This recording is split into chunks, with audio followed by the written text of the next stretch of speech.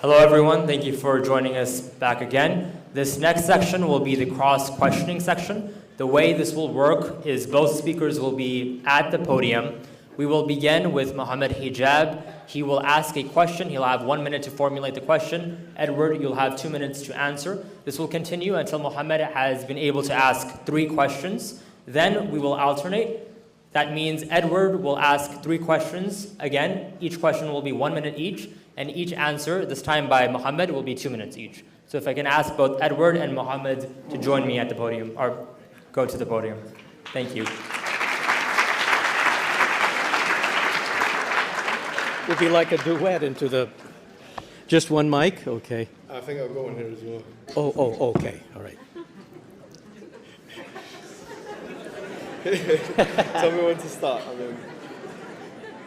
Frank Sinatra and Dean Martin from 1950. Okay. I'm the only one old enough to know that joke. Okay. All right. Do I have a minute? So let me just get my stopwatch on so I know. Yeah. Sorry. Okay. I was going to say that you touched upon morality, and I think it's an important thing to talk about because I have heard lots of your debates before, and I'm intrigued to hear your answer to this particular question. On naturalism, what scientific explanation can you provide for the existence or the objectivity of morality? The answer is that I can give a better explanation for morality on atheism than on theism, even if it's not a perfect answer. Because on theism, someone looks into a book and without any proof that God really said it, saying, well, God said it, therefore it must be true regardless of what we think about it, just because God said it, which eclipses human reason. On atheism, what we do is we wrestle it out with our reasoning, and there are a whole avenue of areas by which we can assess morality, and even if they're not perfect, they're more reliable than believing in a deity. For instance, there's consequentialism, the consequences of actions being good or bad. There is the notion that our moral values stem from our biological nature. See, the problem with saying that morality comes from God is circular, because what you're doing is you are positing a God so you can have objective moral values that you can then use to try to show that that God exists. And that is not a valid form of argument. Thank you for that answer, Eddie. I've got a follow-up question, which is not on that morality thing, on something else, on naturalism.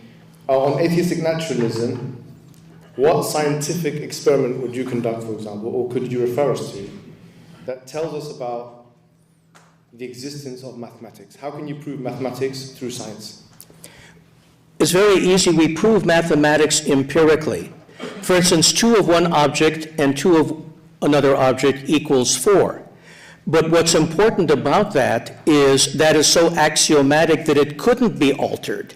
For instance, God couldn't appear right now and say by divine fiat there are 3 debaters standing at the podium, not 2. And so mathematics and logic are actually arguments against the supernatural because they show laws of logic and laws of mathematics that cannot be altered.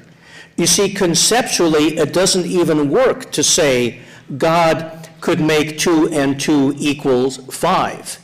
And so on naturalism, we discover the laws of nature. We don't invent them, and they're not prescribed by anybody. So, for instance, we discovered the laws of geometry. Nobody invented them. We discovered the workings of calculus. We discovered the laws of engineering. Nobody invented it that if we put up a building this way, it'll collapse. If we put up a building the other way, it will collapse. We discovered it, just like we discover what medicines work. So therefore, on naturalism, we would expect that these laws could not be altered by anyone, a god or any other type of being. The issue with that is that, mathematics, the mind, and all those things are first-person inquiries, whereas Science is a third person inquiry, so it would be very difficult to bridge the gap. But on this point of, once again, on naturalism, I have another question, because you made mention of some historical events. Now, obviously, we both believe in parts of history. For example, we believe in, the slave trade, we believe in the Holocaust, we believe in, things that have happened even all the way back to the prehistoric age.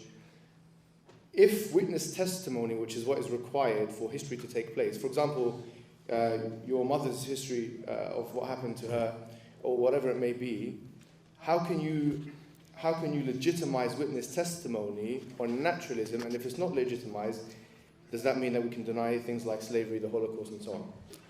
Well, you see, the answer to that is by empirical evidence, we know that certain things can happen. If I said that I flew here on an airplane today, nobody would question it. If I said I just flapped my arms and flew here bodily, you would question it. If I told you that somebody crossed a river to get to the other side, you would accept it. If I told you that somebody was levitated from one side of the river to the other, you wouldn't. This shows that we have an inbuilt already recognition through logic and reason and experience of understanding eyewitness events that are within the realm of what we know to be probable and those which are not. If I said that somebody drove me here tonight for the debate in a car, you would believe me. If I said space aliens picked me up in an interstellar spacecraft and brought me here, you wouldn't believe me.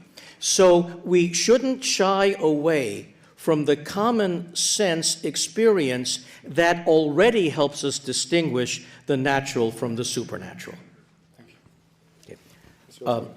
Okay.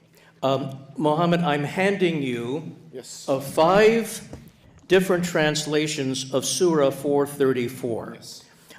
Each one talks about men being in charge of women, and there's nothing corresponding about women being in charge of men. And each of the 7 translations from different respected translators of the Quran speak about husbands having the right to, under circumstances of defiance and arrogance, beat their wives. Do you agree or disagree with both men ruling over women in the surah and the permission to beat them as set forth in the surah? I certainly disagree with the translation, because the word qawwamun in Arabic means maintainers and protectors, and this word qama yaqumu literally means to stand up. And that's why you'll find that the majority of translators translate it like that. As for the verse that talks about daraba, which is the Arabic word, almost there is a consensus among the scholars of Islam that this is not to be in vengeful or attacking or harmful or hurtful action. This is talking about something which is symbolic, and the evidence of that is that the Prophet Muhammad ﷺ, he said, "La darar wa la dirar," that you cannot harm or reciprocate harm. So I think there is a problem here with the understanding of the verse, and also the Prophet said, "La tadribu ima Allah," don't hit the women slaves of Allah, meaning the women. And he said, the worst of you are those who hit the women. And that's why I think if you look at the totality of evidence, then there is a bit more nuance than you think. Okay. Mohammed, you quoted the Quran a lot tonight. Let me ask you, why is the Quran a more credible final revelation of God, having been dictated to the prophet by the angel Gabriel, than the Book of Mormon as the final revelation of God, having been dictated in the 19th century in upstate New York by the angel Moroni to the prophet Joseph Smith? The reason why is because the Quran has certain parameters and certain challenges that the Book of Mormon doesn't have. For example, it has the inimitability challenge, it has the preservation challenge. The Quran is the only preserved book. It has predictions that predict the future that couldn't have been known at the time. On probability, we find it very difficult. I'll explain that in the conclusion when I'll give you more expansion on what I'm saying. The Quran has a language that completely descopes the Arabic language of the people of the time, and it was recognized by those linguists as something which was extraordinary. The Quran has a structural feature that even Orientalist scholars like Raymond Farron have looked at and said that this is something which cannot be possible considering the circumstantial revelation of the Quran. So there's many reasons. And I think the main point is the Quran gives us a falsification challenge. And since you're a fan of science, the fact that it gives us a falsification challenge makes it in many ways, quite scientific. Mohammed, you have many times embraced what we would call the Kalam cosmological argument, the first cause argument. If, in fact, time and space began with the Big Bang, and if something cannot come from nothing, but God created, Allah created the world ex nihilo, out of nothing, how did an immaterial being with no physical attributes, no physical brain or body, create everything around us in a context where there was no time and space for A to cause B? How did he do it? What was the mechanism by which this immaterial being, without time and space, created time and space and matter? Well, as the Arabs say, "Adam al-dalil laysa dalil al-adam." So it's an argument from ignorance. If we don't know how something works, it doesn't mean it's false. However, having said that, there is no agreement among Muslims that the universe was created ex nihilo. So there were some people, like Al-Ghazali and others, who did believe this. But other people, like Ibn Taymiyyah, believe that God perpetually created different things pre-eternally. So once again, there is a scope of interpretation in the Islamic text. Either way, the point is, causation doesn't even factor in here, because a cause is something which brings rise to phenomena, whereas dependency is something which is relying on something else. So time or no time, whether you believe in the A theory of time or the B theory of time, you still have to reckon, you have to deal with the fact that you have things which rely upon each other, and if we compile all the things which rely upon each other together, you would have no existence. So you have to have an independence. So the contingency argument does not rely upon causality, which is why, to be frank with you, I didn't make it as a main argument for myself. Okay, thank you.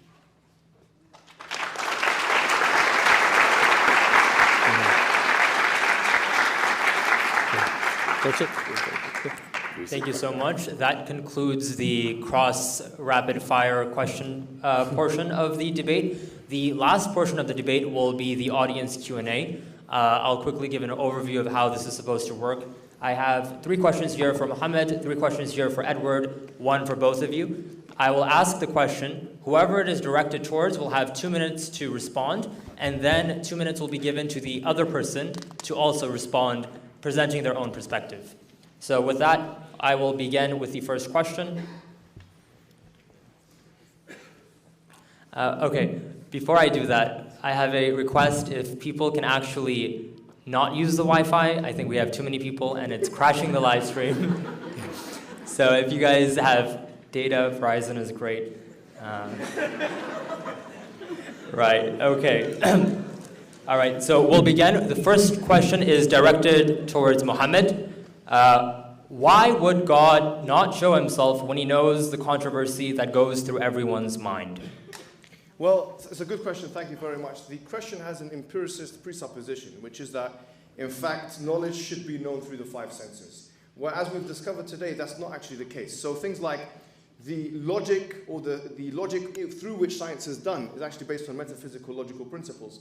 Time is not seen. Mathematics is not based on science. There are lots of things which are felt, which are found out without the empirical method. So this empirical naturalistic presupposition is rejected, and if we look at the development of philosophy in the 20th century, we'll find that even people like A.J. Ayer, who wrote a book on positivism, he admits to some of these things, and he capitulates intellectually to these points. So, frankly, what I would say to you is that the question is flawed. It's based on an empiricist presupposition, which would mean, by extension, that science itself couldn't exist because it's based on presuppositions which are unscientific, otherwise unempirical. Thank you. The issue is there are things like logic and mathematics where the very working out of the theorems show you the truthfulness or falsity. However, the question of whether God exists or not is a factual question, and thus makes it subject to an empirical investigation.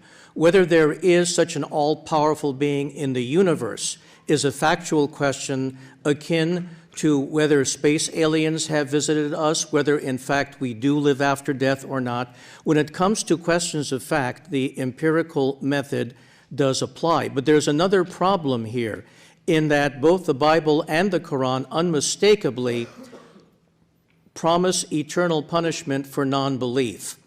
As a matter of fundamental fairness, we can say that it is unfair of God to punish us for not believing in him if he withholds evidence that would enable us to believe in him, and that's the argument from divine hiddenness. So the laws of logic and mathematics don't have causative properties. So you can't say the number 7 as an abstraction causes something to happen, but you can say, and they do say, as Muhammad does, God does cause things to happen, and if an agent has causative powers and can make or break something, that's subject to empirical investigation. Thank you both. Second question, this is directed towards you, Edward. Why are atheists focused on a God that would serve us? Any God would not function to offer us what we want. What?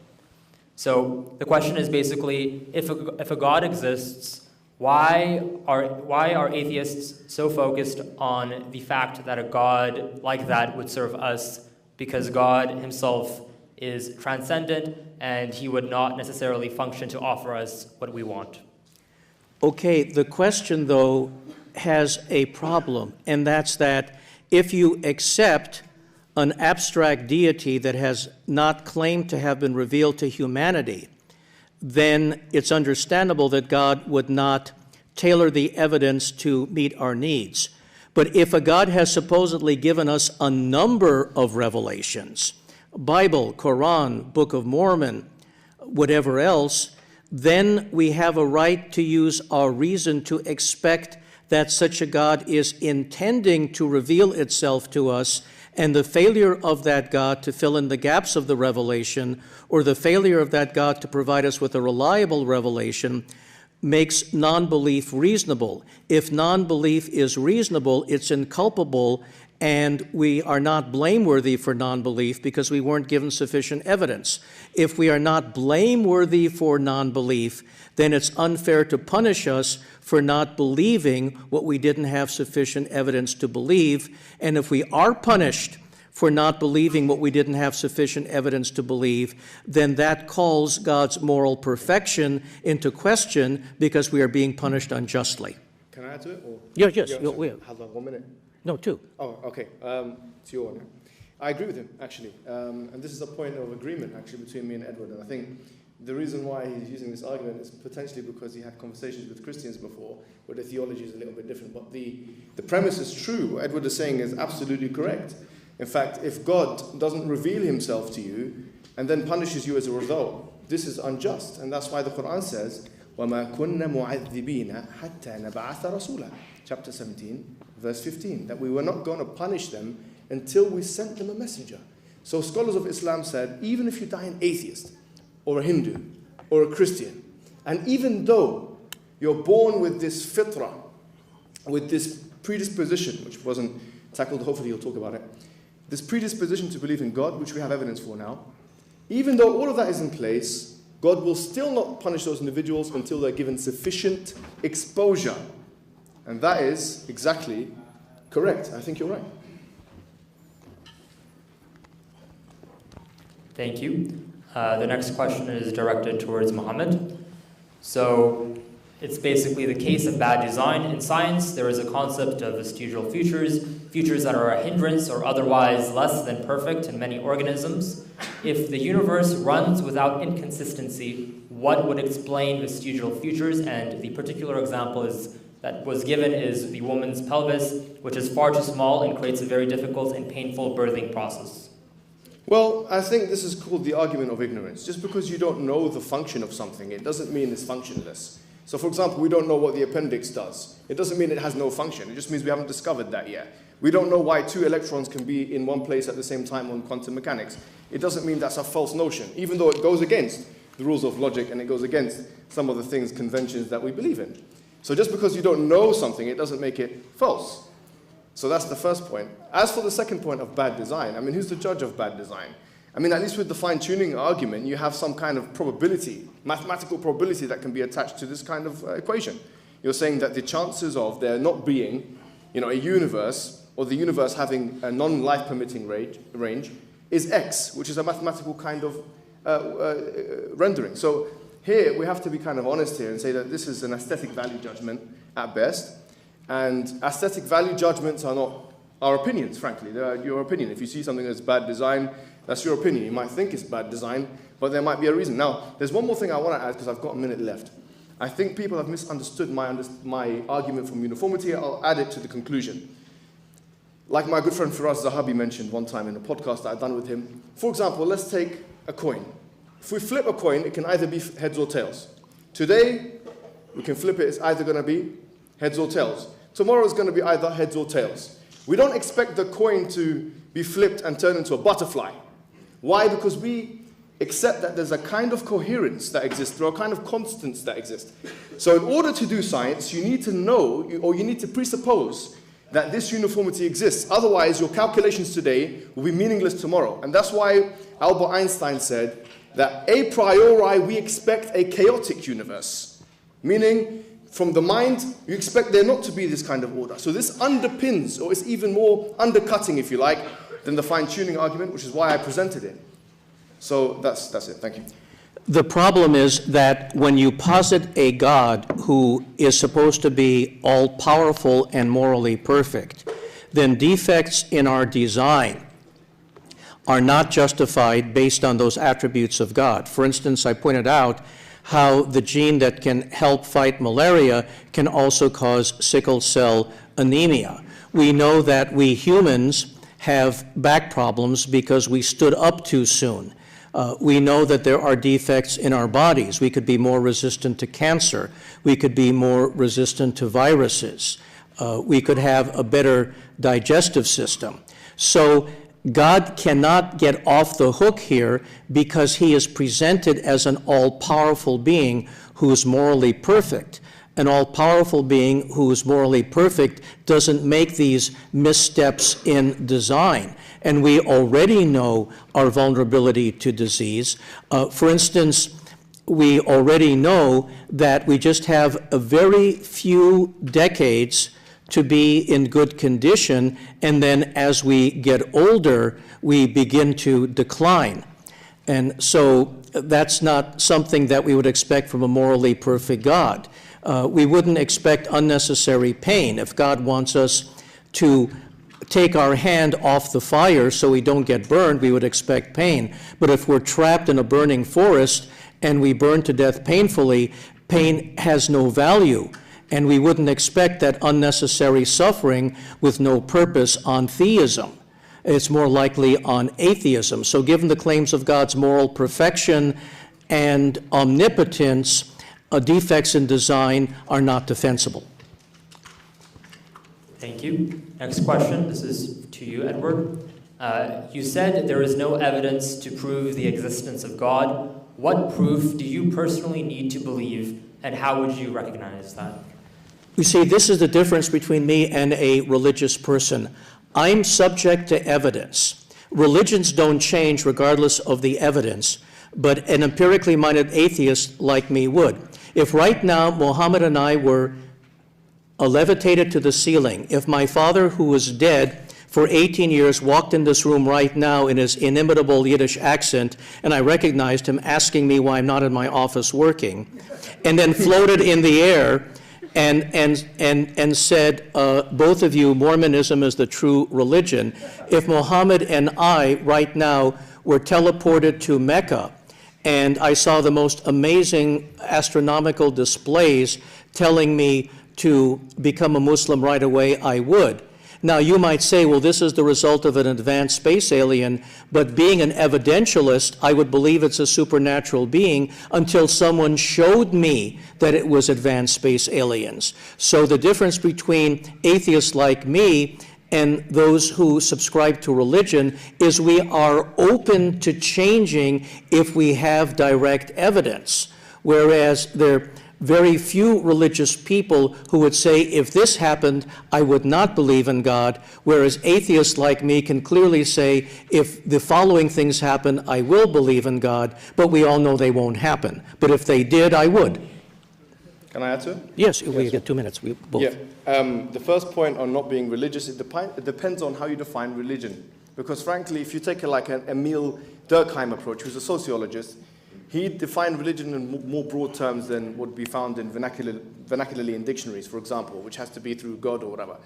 frankly, you could make the argument that atheist people are very religious, in so much as they have axioms and they have leaps of faith which they believe in. For instance, if we take, for example, science, and especially something like quantum physics, you don't do the experiments yourself. You rely upon witness testimony. You don't go into the laboratory and repeat experiments X amount of times in order to believe it. So in order for you to have an understanding of science, you have to have a leap of faith in trusting those individuals who teach you about science, your teachers, your school books, and so on. I mean, you believe in equality. And once again, these are precepts which, frankly, are axiomatic, meaning they don't have any evidence to substantiate them. Even John Locke, who is the founder of liberalism, he based it on God, by the way. And that's why in the Declaration of Independence, created beings is being referred to over and over again. So really, you don't have a epistemic right to talk about equality without having some kind of leap of faith, frankly, in those things. So atheists have faith all the time. They have faith in things they don't see. They have faith in things they don't interact with. And what I'm going to say is that this is where, as John Gray said, some people can wrap discussion of ideology in sociological format and make it seem as if it's a-religious. But in fact, it is actually, in terms of its conventions and epistemic weight, the same as any kind of religious belief. As for levitating and so on, well, you believe in levitating, but it just has to happen in the quantum physics realm where things do levitate and things do float. Harry Potter exists in the quantum physics world, but an atheist would never believe it unless a scientist told them. That's belief, that's faith.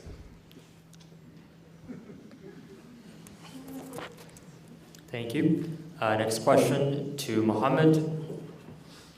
Would God provide us with autonomy, and does that negate the good and evil argument? Can you repeat? Yeah.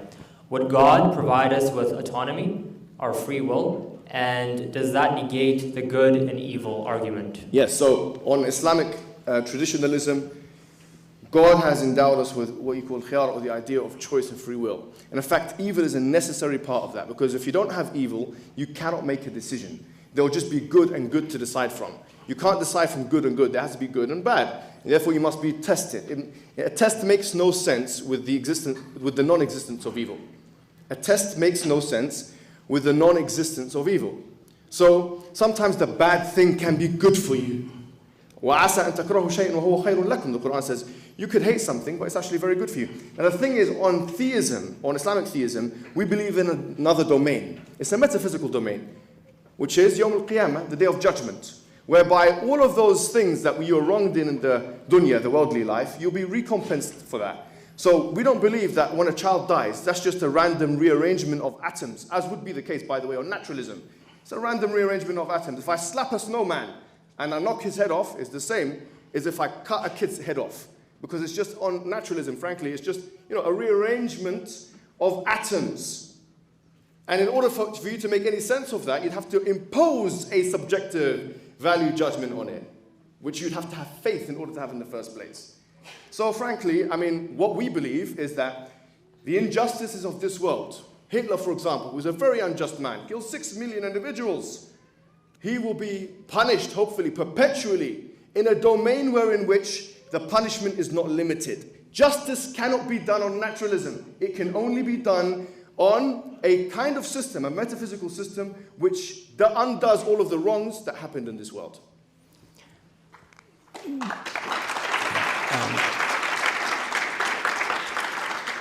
We may not like the implications of a godless world, but that doesn't mean that a God will come into existence just to rescue us from those implications.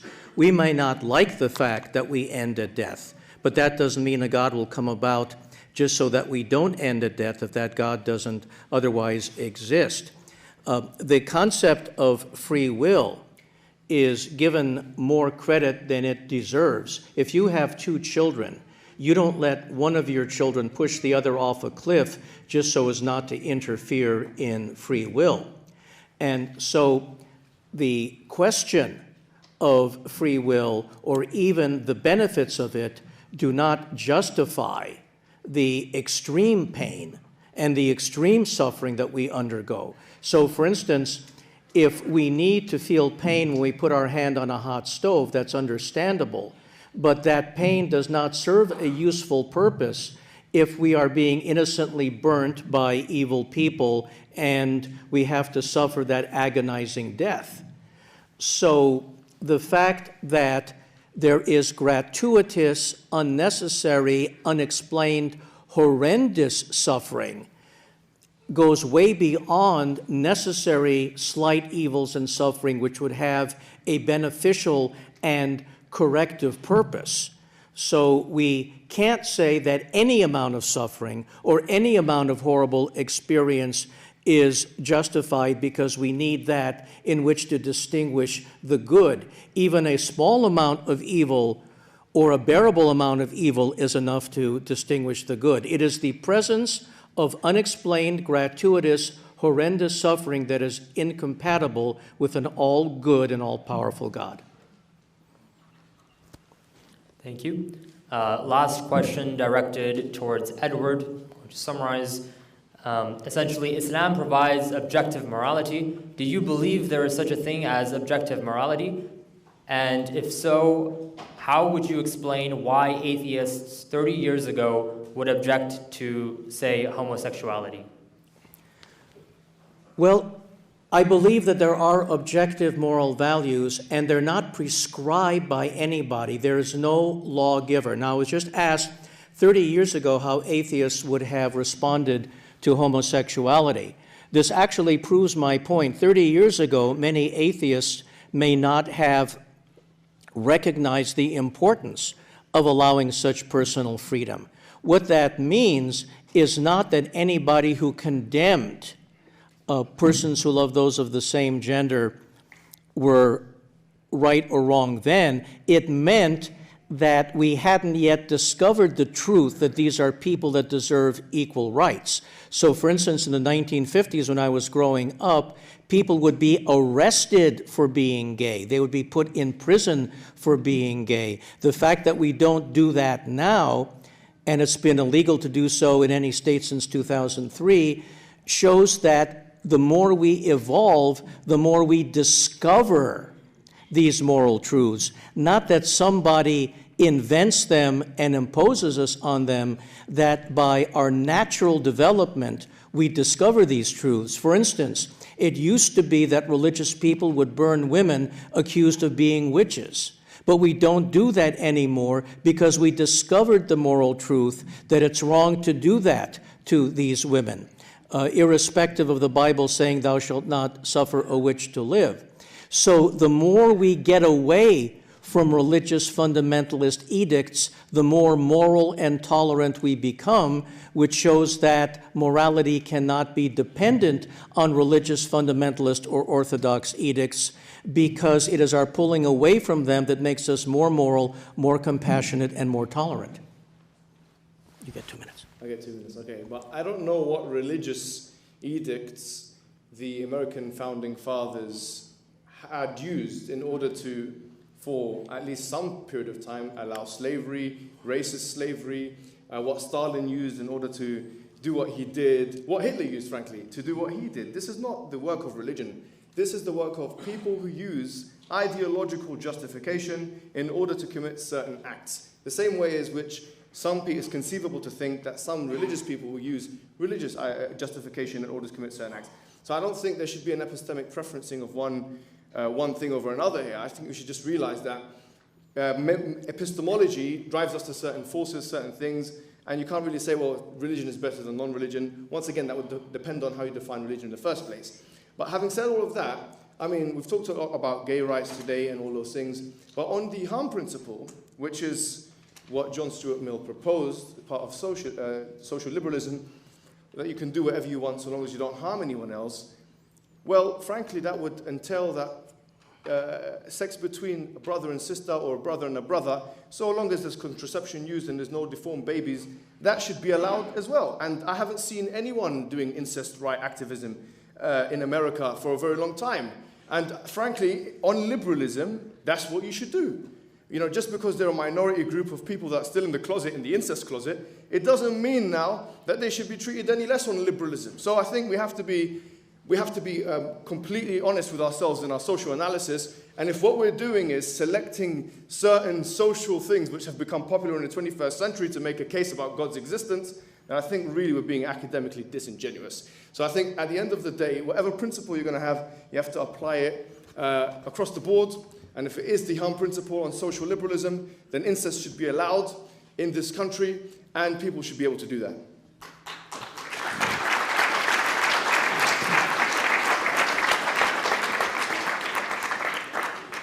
Thank you. Final question. This is directed to both of you. Edward, because you began, I'll start with Mohammed. Please address the viability of Pascal's wager. Well, I mean, Pascal is kind of like, it's not really an argument, to be honest with you, which is why I didn't kind of make case. Pascal was a famous mathematician who talked about, basically making a wager, betting on the fact that God exists because because doing otherwise may mean that, you'll die and go to hell and so on, and so therefore it makes sense to do that. What we're saying is that, fair enough, there is some truth in that. I mean, if you think about it, the Quran actually affirms some of that, where it says, قُلْ إِنْ كَانَ مِنْ عِنْدَ اللَّهِ ثُمَّ كَفَرْتُمْ بِهِ. What if it was from God? What if this was from God and you are disbelieving in it? So it's a thought experiment, right? It's more of a thought experiment rather than an argument. So I think the maximum we can do with it is use it as a thought experiment, make people think about death, make people think about the fact that they're going to die, and what kind of ideology or what kind of belief system they want to have with them when they are in their graves, frankly, because atheism will not do anything as a matter of fact. Now, I'm not saying therefore God exists, because that's not an argument. I've made that clear. It's not an argument to say, well, the implications of atheism is that, you're going to be in the sick bed, you're going to be maybe 75 years old, 1 in 2 people in the United States of America are going to have cancer, just like in the UK according to cancer research. And what is better for you? I mean, to be optimistic that there's going to be continuation of that life, or to know that actually you're going to just become bones and dust. Obviously, from an implications perspective, theism, and especially theism with afterlife implications, has better optimistic implications for you. Your memories will be wiped away, your experiences will be wiped away, and your bodies will be wiped away. That's atheist naturalism. But the implications of theism is that actually there will be continuation. This is just the beginning. And so this is not an argument, but it is an implication. Well, there is a problem with Pascal's wager. Now, Muhammad just admitted that the Quran does talk about punishment and hell for not believing in Islam, as the Bible talks about punishment and hell for not believing in Christianity. What Pascal's wager did was it made the error of automatically assuming that if there is a God, this being will judge us by how we worship this being rather than how good we are to each other. And so the wager actually is false because it presupposes without proof that God is such an evil being, if there is a God, that regardless of how good we are, unless we adopt the right religion, we will burn in hell forever. Now, I'm sure that Pascal, who was a Christian, would not have accepted that someone is meeting the wager if they were a Muslim. And I think that the defect is whenever we say, without any evidence whatsoever other than ancient hearsay in ancient books, which we know were written by fallible men, as women weren't even involved in the writing of these books, when we say, we are certain that the ultimate force in the universe will punish you unless you adopt my religion. That is nothing but primitive exclusivism.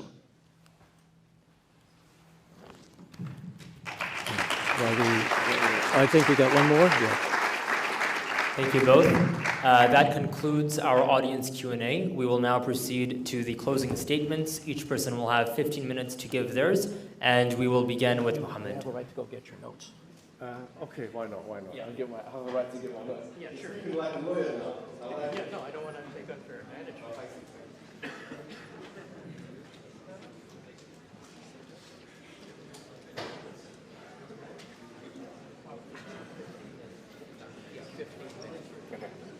That's 15 minutes. 15, yeah?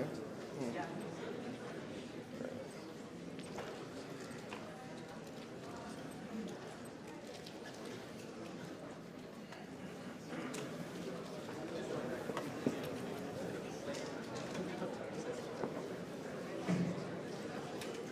Should I start?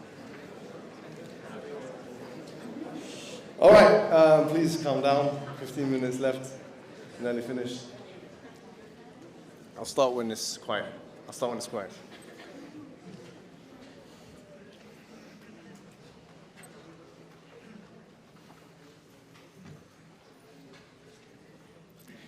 Just to quickly, I'm starting now, just to quickly kind of comment on the last thing that you talked about, ancient hearsay and so on. Democracy is an ancient concept. Liberalism is an ancient concept.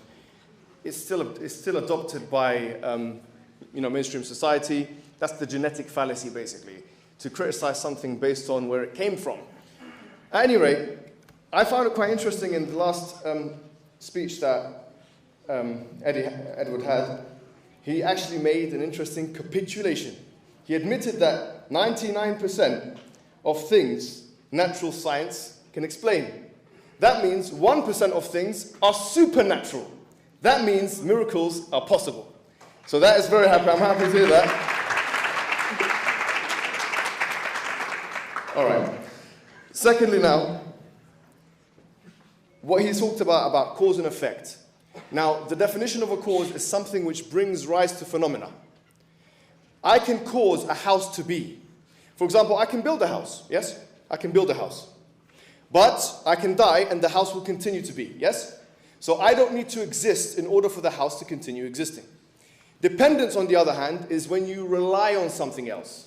So he made the mistake of saying that contingency, which is dependence, relies upon cause and effect. It doesn't. Which is why I didn't really mention cause and effect to avoid this discussion altogether.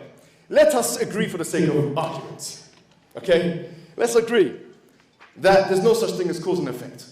The contingency argument, the way I framed it, is still valid. Because I didn't mention cause and effect at all. Let me tell you why. Bertrand Russell, interesting atheist, when he was commenting on the cosmological argument, Ghazali's argument that William Lane Craig and those other guys are making popular now in this country, it's Ghazali's argument. Everything that begins to exist has a cause. The universe began to exist, therefore the universe has a cause. Okay. So Bertrand Russell said, but this is the problem of composition.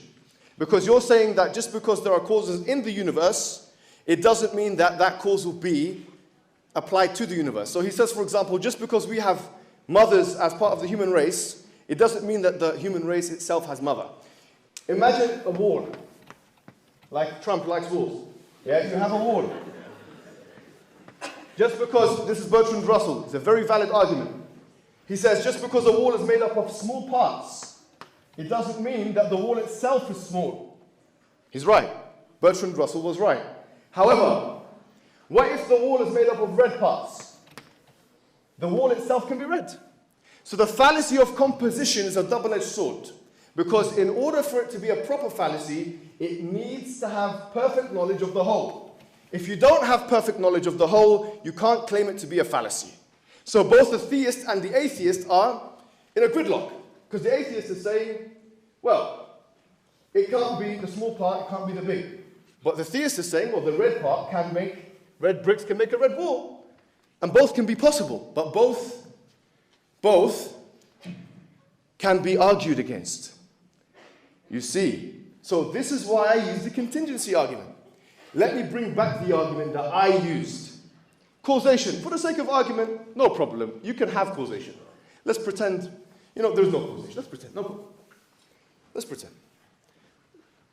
But it's possible that it can exist, and it's possible that it can't outside the universe on a logical basis.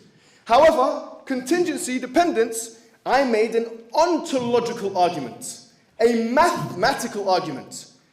You have a set. Things within the set are all dependent. Yes? Now you can't have the existence of things if everything is dependent on everything else. If existence depends upon dependent things, existence would never exist. You have two options. Either there's an independent outside, or this thing itself is the independent. This series is the independent. And what is it? The independent, the necessary independent. However, is it conceivable to think of this series, if we take out D2, as different? Yes. And we said a possible existence is something which can be rearranged. Wait a minute now, this is a serious argument. I'm not going to be William Lane Craig here today. I know you're used to this. I use his debate as William Lane Craig. This is his argument. I know the weaknesses of the argument. I didn't use this argument. I want the most undercutting argument. No one can crack this argument. I've read from Plato to Leibniz all the way through to Russell. And believe me, this is the argument no one can solve. This is the uncrackable code. So he tried to crack the code by saying, well, the necessary existence should have the entailment of the dependent things. Well, I'm saying the complete opposite. I'm saying that it's impossible for it to be made up of parts and still be the necessary existence. Because a possible existence is an existence that is subject to change. So, to use this phraseology, if we look at the weight of the evidence, the totality of the evidence, where extraordinary claims require extraordinary evidence, we have an extraordinary evidence. We have an absolutely extraordinary evidence which works in the mind mathematically and works in physical reality cosmologically and works on first principles. And we get the independent, self-sufficient one entity which we as Muslims call Allah. That's it. What if there's a multiverse? What if there's a multiverse? No problem. Have an infinite amount of universes. Or not even just universes, because why discriminate towards universes? Creations. You need something to depend upon those things. And we said it can't be that because you can envisage taking a universe in and out. And so it's dependent upon the structure. It's over. You see here, it's important to be honest with ourselves. He's a lawyer. A lot of lawyers are referred to as liars, but he's not one of them. He's a good man. And as a lawyer, when he goes into the courtroom, he refers to witness testimony. He makes abductive arguments, like CSI forensics, put the evidences together. It's not God of the gaps. Just in the same way as if you put food for a dog, and then you go away, and the food is eaten, you're not going to say that's a dog of the gaps argument. It's just an abductive inference, which he does every time. And if it's not that, if you don't do an abductive inference, then all of the cases he's represented have been miscarriages of justice, which I'm sure he wouldn't do. And the point here is this. The point is, when we put the totality of evidence, asking for more evidence, you know what it's like? When we've given you ontological, metaphysical, a priori, a posteriori, scientific, physical, mathematic, probabilistic evidences.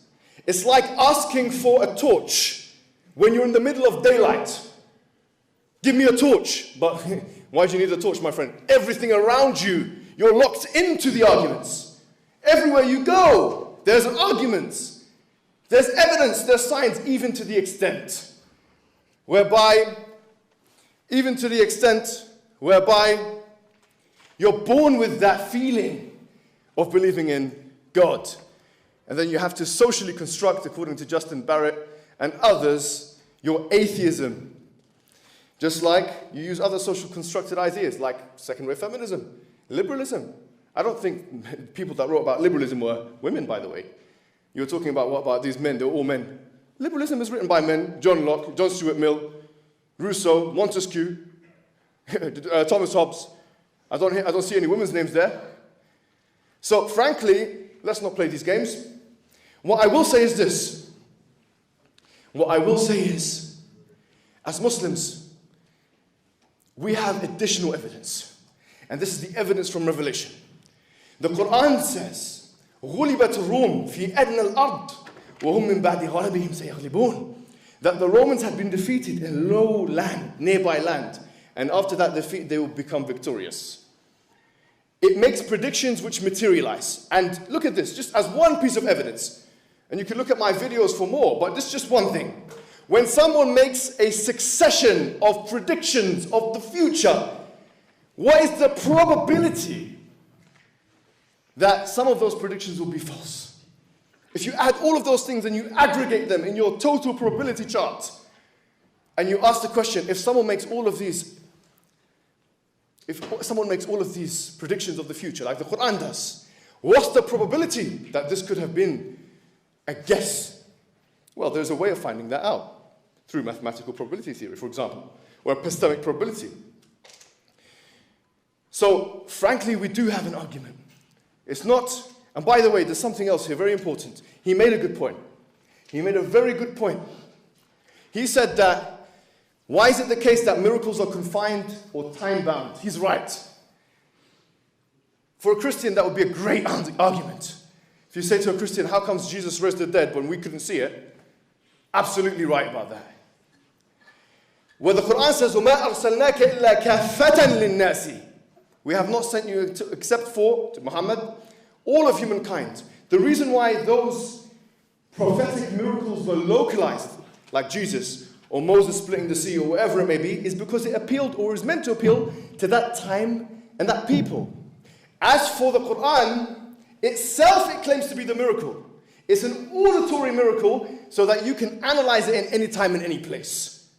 So it's not giving an unfair advantage to the primary audience. You can try and falsify the Quran now. It gives you a way to try and do so. You can try and imitate the Quran now. It challenges you to do so. And you can try and look at those things in the Quran which claim to be happening in the future and analyze whether they did in hindsight now, because we have seen whether that happened or not. For example, these are some examples. Now, in the last 2 or 3 minutes, I want to say something important. Putting this discussion to the side. You know, Edward is one of our friends here in America. And the reason why I'm putting this in the end is because I've kind of finished everything and I wanted to say this. He works actively to promote the rights of Muslims in this country. And it's people like Edward that allow for Muslims in this country and in the West to be able to be guaranteed the same kind of freedoms, frankly, that every other person should have. And I believe that if you're going to believe in something, be consistent with it. And though maybe not in the field of atheism and God's existence, he might not be fully consistent, but in his morality, he's a man of consistency. He opposes Trump's ban on Muslims. He's a friend of the Muslims. And what I want to end off by saying here is, this is the kind of person who we're happy to have as a friend as the Muslim community here in the USA. We need...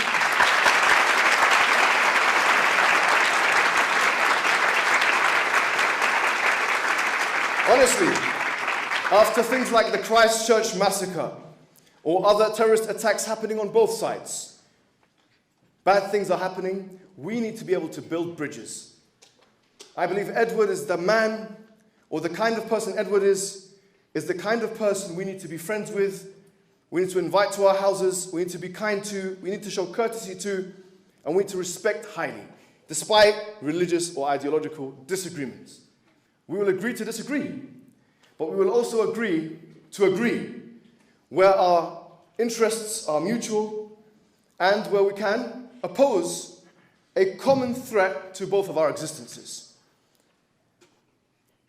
Edward is consistent because he does not like arbitrariness, which is a theme in liberalism, where one community are not treated the same as another community. If there's a law and you believe in liberalism, let that law be applied to everyone. And he's done some great work. He has done some great work opposing arbitrary kinds of judgments that have happened in different states.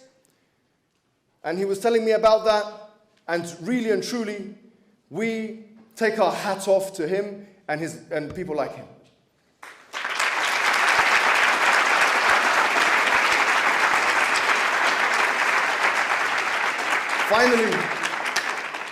Finally, I want to say, in my last half a minute left, that if I said anything to offend anyone here, that I apologize. That was not my intention. And that obviously this is a subject which we really feel passionate about. And as a superior to me in knowledge and experience. I want to thank from the bottom of my heart Edward's contribution to today's discussion. It's been edifying, it's been brilliant for me, and I'm sure it's been fantastic for you. You're welcome at any time. I'm sure I can say that on behalf of the university, and hopefully we can meet another day. Thank you very much.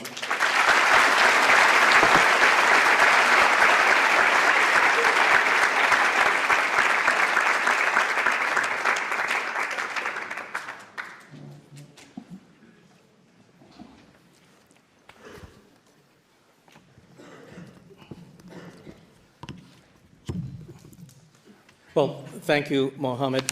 The issue that Mohammed raises, again, pinning his argument on the concept of a necessary being. Remember, the problem with that is that a necessary fact cannot explain a contingent fact without introducing a new contingent fact in need of explanation. And to see why, notice that a necessary fact cannot explain a contingent fact by entailing it, because then any fact entailed by a necessary fact must itself be necessary, and this sets up the regression all the way back into the past, which Mohammed is trying to avoid.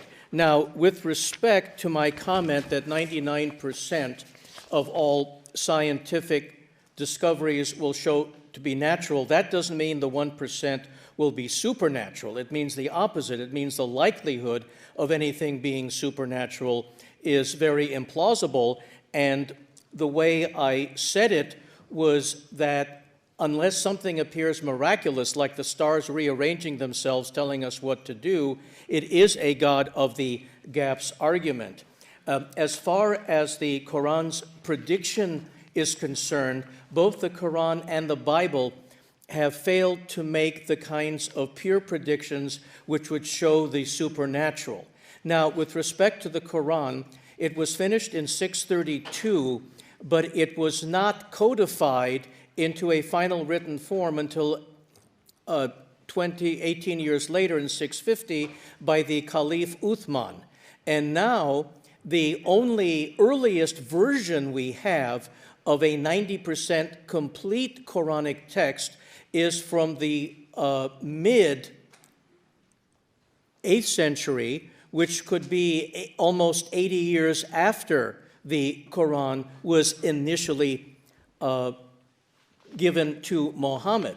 Now, another problem is with respect to translations.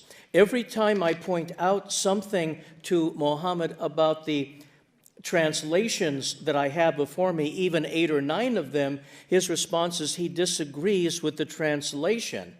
I don't necessarily disagree that Muhammad might understand the Quran in the original Arabic far better than all these translations. My argument is from divine hiddenness. If the Quran is God's ultimate revelation to humanity, it is inconsistent with that purpose for us who speak only English not to have a reliable translation.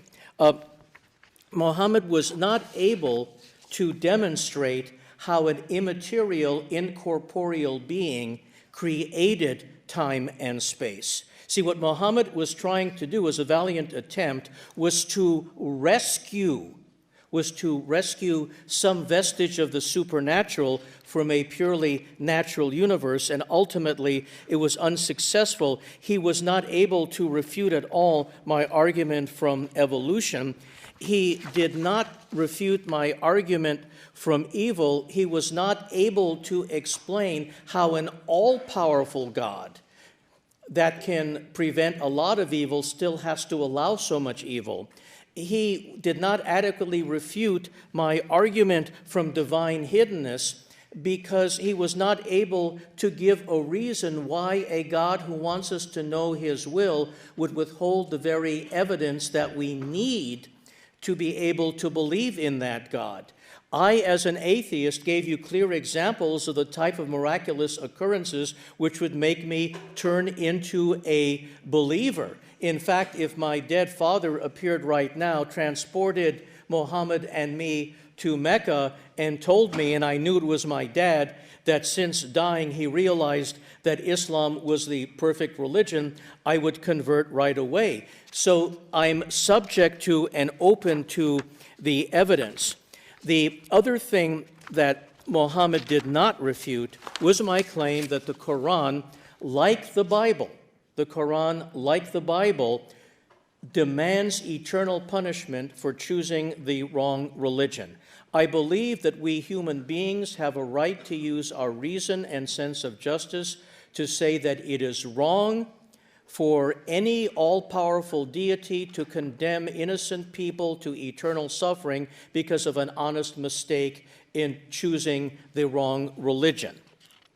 And so I believe to that extent the Bible and the Quran are equally false. However, I have to say the Quran did improve on the Bible in one area. If you read Jeremiah 19:9, you see that God threatens to make people eat their sons and daughters.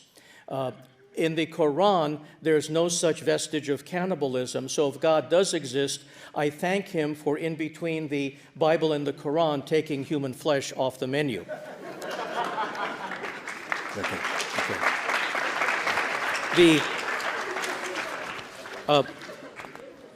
Muhammad was unable to refute the argument against a transcendental person, because if you are a person, you have to have some boundary, some limit. To say that you are not in time and space and you are in time and space, what are we talking about? It's like some guy standing up waist deep in a hot tub. He's half in and half out. How can you be partially in time? How can God enter time? In order to enter time, you have to have a beginning in time. A timeless being cannot do anything. Either can an immaterial being. Now, I know that the concept that death is the end is very difficult for most people to tolerate. But on atheism, what's true is not what we would like to be true. What's true is what cold, hard reality shows is true. There is no example whatsoever of conscious self-awareness being able to exist without a fully functional physical brain. If it were so, then Alzheimer's disease would not be able to eclipse consciousness. Again, Alzheimer's disease eclipses your consciousness, but when you die, you're fully intact in an immaterial form. It can't happen that way. Also, the argument from evolution with the common ancestry that we have with apes. We didn't evolve from apes, but we spun off and had a common ancestor. If you look at the fossil record of the precursors to Homo sapiens, who we are now, you see we evolved from a more primitive life form. Both the Bible and the Quran accept the notion of Adam and Eve. You can't have an Adam and Eve if evolution is true, which it is, because there was no such thing as the first perfect human couple. We evolved like any other creature. So if there was no Adam and Eve, both the Bible and the Quran are wrong in saying that there was. And of course, if there was no Adam and Eve, then Christianity is completely wrong in talking about the sin in the Garden of Eden. Now, another thing that Muhammad was unable to do was to demonstrate, and I've seen other Muslim apologists try to do this, was to demonstrate that the language or the mode of Arabic itself used in the Quran had to have a divine authorship. You can have advanced language or poetic or useful verse, or you can make innovations in language, but that does not show that there was a supernatural origin. Also, he failed to show us what specific predictions in the Quran were made that turned out to be true. On one of his YouTube videos, he talks about a Roman war which the Quran predicted the Romans would lose. Well, I looked it up. That war ended in 628 CE, and the Quran was finished in 632 CE. So the Quran did not predict anything in the future. The other aspect of all of this is the incompatible properties of the concept of God, the very concept of God. God cannot be both omnipotent and omniscient. If God is omnipotent, it means God can do anything, including change his mind. But if God is omniscient, he always knew what he was going to do in the very end, so he cannot change his mind. So therefore, the properties of omniscience and omnipotence are incompatible. With respect to the fine-tuning argument that sort of Muhammad flirted with and then moved away from, if we look at that, on theism, you would not need any kind of fine-tuning because God would be capable of making us live in any environment. So the whole notion of fine-tuning is nonsensical. But yet, if you look at atheism, and there is no all-powerful God who could make us live in any environment, then we would need fine-tuning, because there is no supernatural being to sustain us any which way, which makes fine-tuning curiously more likely on atheism.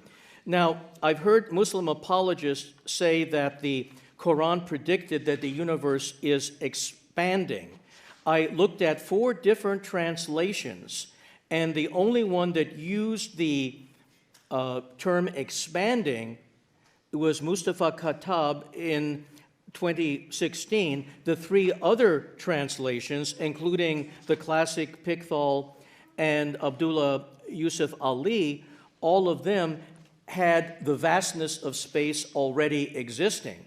So if the Quran did predict that the universe is expanding, which meant that the Quran had divine foreknowledge before science that the Big Bang occurred, then only 1 out of 4 translations shouldn't be able to show that. So once again, on divine hiddenness, if the Quran is what God wants me to believe, then the Quran should have been translated into English.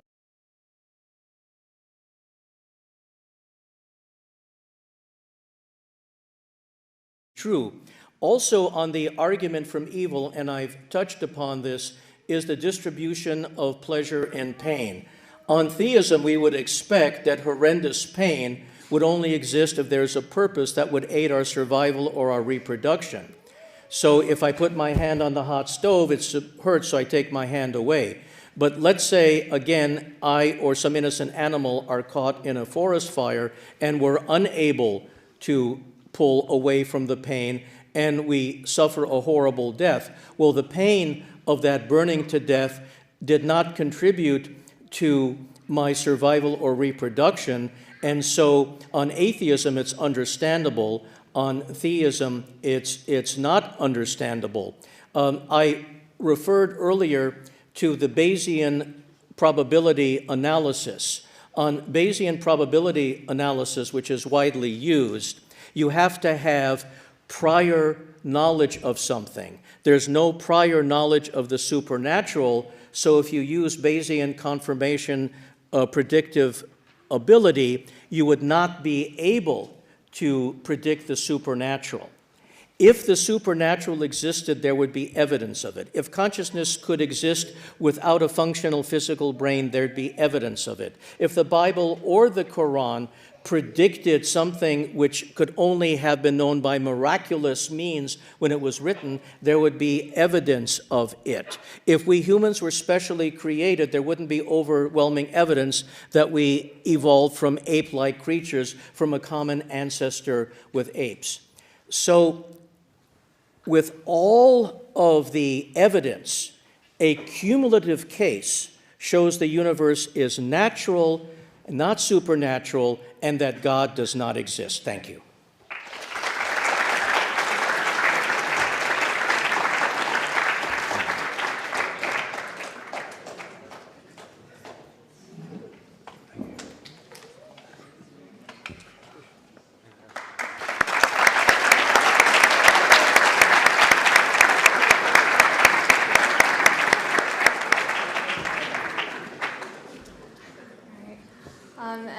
alhamdulillah, we conclude the debate. Jazakallahu khair everyone for coming out. We really appreciate your company today, this evening. And inshallah, we can see you guys again in the future. And may Allah, everyone give them another round of applause, because mashallah, they're both super amazing. I would also like to give a big thank you to another key organizer. His name is Abdurrahman. He did a lot of this work, and I want to give him a really big round of applause as well. And inshallah, before everyone leaves, something super important again. If anyone is able to, we are really asking for donations to help cover costs for the trip and for all the events. So if anyone wants to, there is a box for donations outside. There's also the Venmo, which is Davis MSA. And we appreciate anything and everything. Jazakallahu khair for coming, everyone. Inshallah, have a good night.